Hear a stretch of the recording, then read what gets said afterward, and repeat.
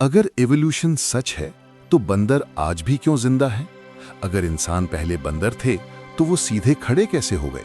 और क्या अब इंसान आगे इवॉल्व होंगे या नहीं?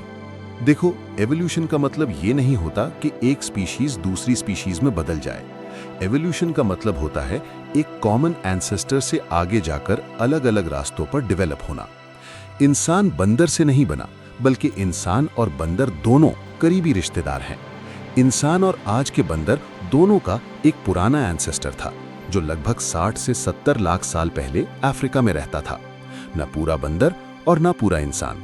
वो पेड़ों पर भी रहता था और जमीन पर भी चलता था, कभी 2 पैरों पर और कभी 4 पर। इसी एंसेस्टर से आगे जाकर 2 स्पीशीज बनी, जिनमें से एक थे आज के बंदर यानी चिंपैंजीज और गोरिल्ला जो जंगल में रहे, और दूसरे थे हम यानी ह्यूमन लिनिएज। अब सवाल यह है कि हम सीधे खड़े कैसे हुए? जब जंगल कम होने लगे और अफ्रीका में खुले मैदान बढ़े तो 4 पैरों पर चलना मुश्किल हो गया, क्योंकि दूर तक देखना बंद हो गया था।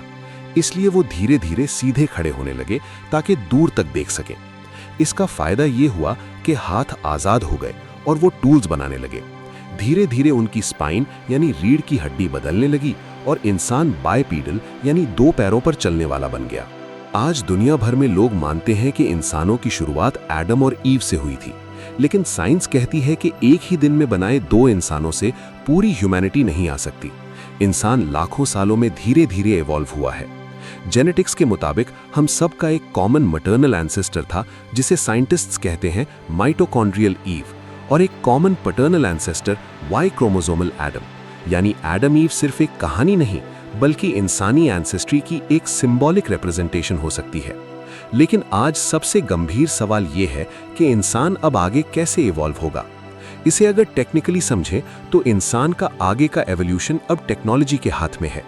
एआई, जीन एडिटिंग और ब्रेन कंप्यूटर इंटरफेसेस अब नेचुरल सिलेक्शन की जगह ले रहे हैं। फ्यूचर ह्यूमंस शायद ज्यादा बायोलॉजिकल नहीं बल्कि ज्यादा साइबरनेटिक होंगे, जिनमें मेमोरी अपलोड होगी और ऑर्गन्स रिप्लेस होंगे। यानी एवोल्यूशन अब स्लो नहीं बल्कि इंजीनियर्ड होगा। तो सवाल ये नहीं कि एवोल्यूशन हुआ या नहीं, बल्कि सवाल ये है कि अब एवोल्यूशन किसके कंट्रोल में है, नेचर के या हमारे।